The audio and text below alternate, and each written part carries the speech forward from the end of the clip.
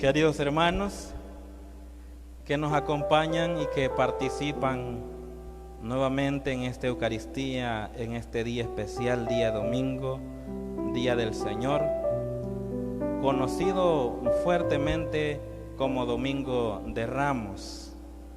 Sin embargo, es el nombre más, correcto, podríamos decir, o litúrgico de este día es Domingo de la Pasión del Señor. Popularmente, y pues creo que sí, también se le puede llamar, y no es malo decirle el Domingo de Ramos por lo que hacemos al principio, ¿verdad? Que bendecimos los ramos y venimos en procesión hacia el templo, lo hacemos todos los años. Entonces, de hecho, el misal, el leccionario, donde están las lecturas de cada día, lo titula Domingo de Ramos de la Pasión del Señor, así lo titula. Entonces, es el Domingo de la Pasión. Normalmente los domingos llevan el nombre de acuerdo al Evangelio. Si ustedes se recuerdan, el primer domingo de Cuaresma, el Domingo de las Tentaciones. El segundo domingo, el Domingo de la Transfiguración del Señor. Eso es durante la Cuaresma, y así sucesivamente. La mayoría de domingos tienen un tema en específico de acuerdo al Evangelio que se lee. Este domingo se llama Domingo de la Pasión del Señor porque precisamente es el único domingo en el año donde se lee la Pasión del Señor. Todos los demás domingos leemos los prodigios, los milagros, la palabra, el mensaje que Jesús decía. Hoy pues Jesús prácticamente no habla en todo el Evangelio, es poco lo que prácticamente es como un reo que está siendo enjuiciado. Los autores de todo el drama que vemos son otros, ¿verdad? Sin embargo, es palabra de Dios, es buena nueva, es buena noticia.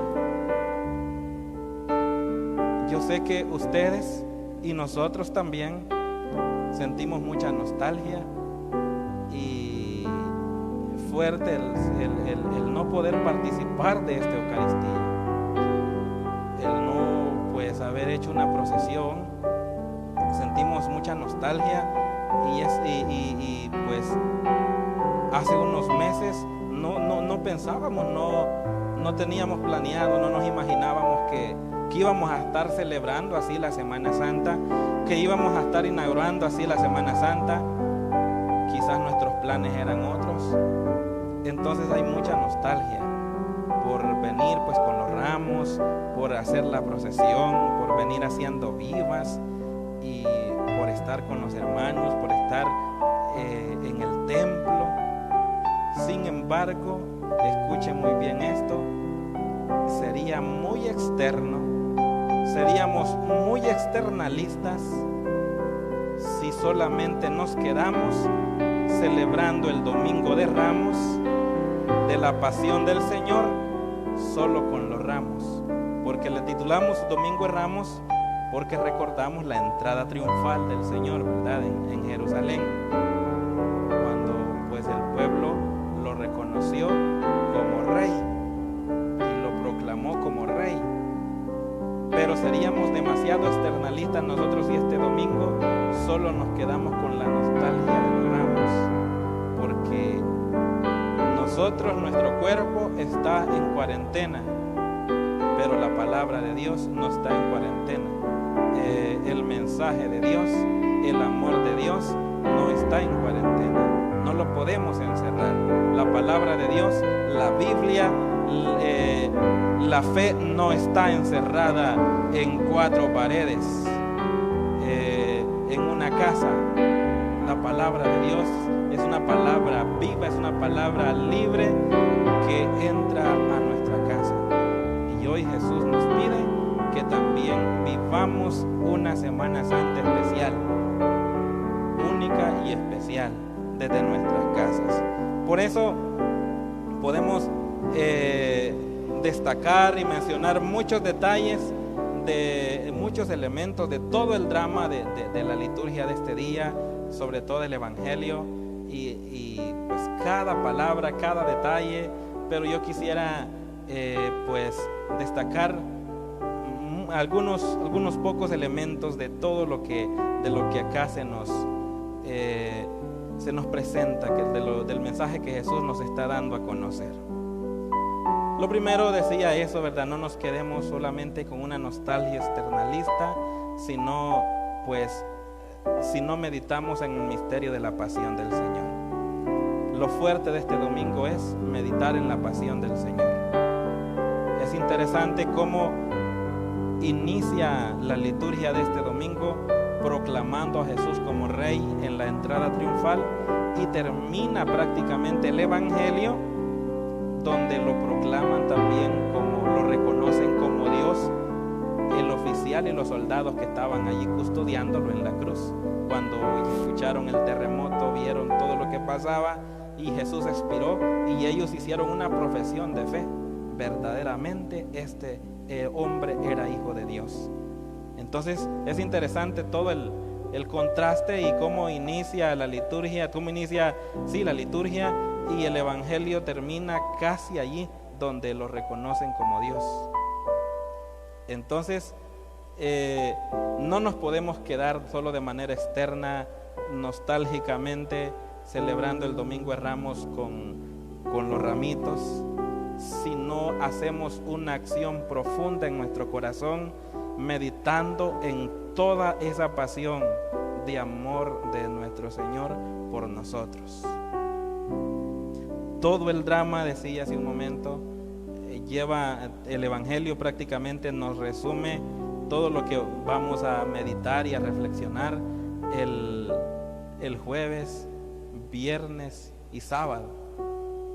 Se comienza el Evangelio de hoy de la pasión contando pues eso de la cena del Señor con sus discípulos, de la última cena, el cinismo de Judas cuando Jesús les dice: uno de ustedes me va a traicionar, y todos preguntándose: ¿seré yo, Señor? Y todavía Judas sale un poquito cínico diciéndole: Señor, y voy a ser yo, ¿será que yo soy también? Entonces vemos cómo pues desde allí todo ese drama también nos tiene una gran enseñanza. Hoy, esta Semana Santa, también muchas familias, muchos de nosotros quizás vamos a traicionar al Señor, porque seguramente, o quizás, ojalá sí no sea así, y por eso pues quisiera resaltar ese detalle. Muchos, por el hecho de no estar con la comunidad reunidos en el templo, no queremos celebrar la Semana Santa, no la vamos a celebrar. Quizás muchos vamos a preferir estar viendo una película, o pues todas las Semanas Santas hay mucha gente que traiciona al Señor. Algunos se van para las playas, para los lugares turísticos, y siguen muchos traicionando al Señor.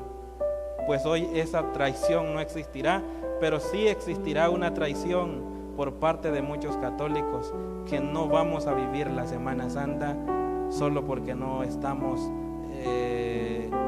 físicamente presentes, unidos, olvidándonos que la unión espiritual es mucho más fuerte incluso que la unión física que podamos hacer, que la fuerza física que podamos hacer. Entonces, ¿quién le va a traicionar? El Señor nos estará diciendo ahora a nosotros: muchos de ustedes, muchas familias católicas esta Semana Santa me van a traicionar.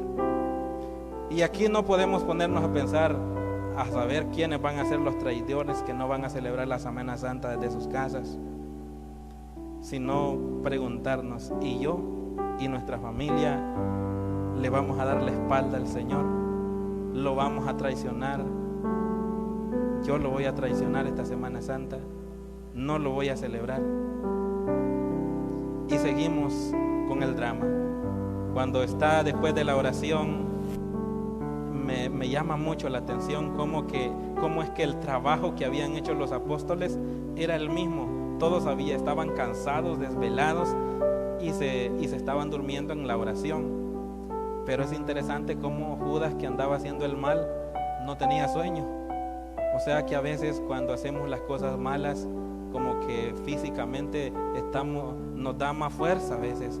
Tenemos más fuerza para hacer las cosas malas, estamos más despiertos para hacer las cosas malas que cuando tenemos que hacer algo bueno y estar en compañía del Señor. Nos da pereza, nos da sueño, nos cansamos rápido.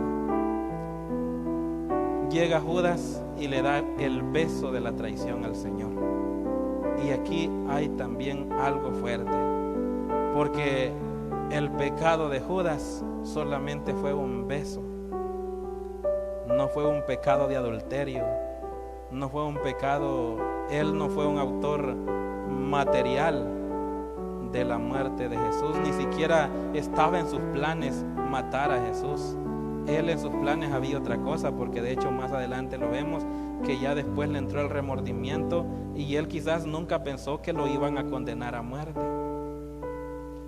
Por lo tanto, hermanos, un pecado de traición ante el Señor no solo es cuando un pecado de traición al Señor no solamente es cuando cometemos un pecado gravísimo, un pecado mortal, sino a veces con un beso también, una cosa tan sencilla, podemos estar entregando al Señor.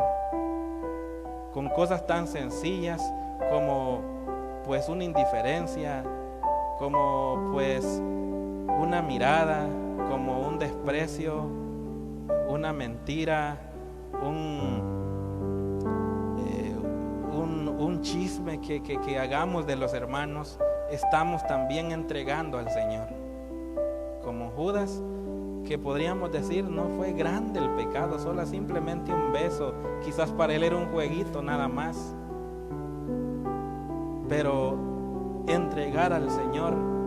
Y aquí es bien fuerte esto a mi manera de verlo, porque a veces somos tan crueles para decir que los que pecan gravemente, que los que cometen pecados mortales están entregando al Señor, pero nos olvidamos que también Judas no cometió un pecado tan grave como los que normalmente señalamos, y con eso estaba entregando al Señor.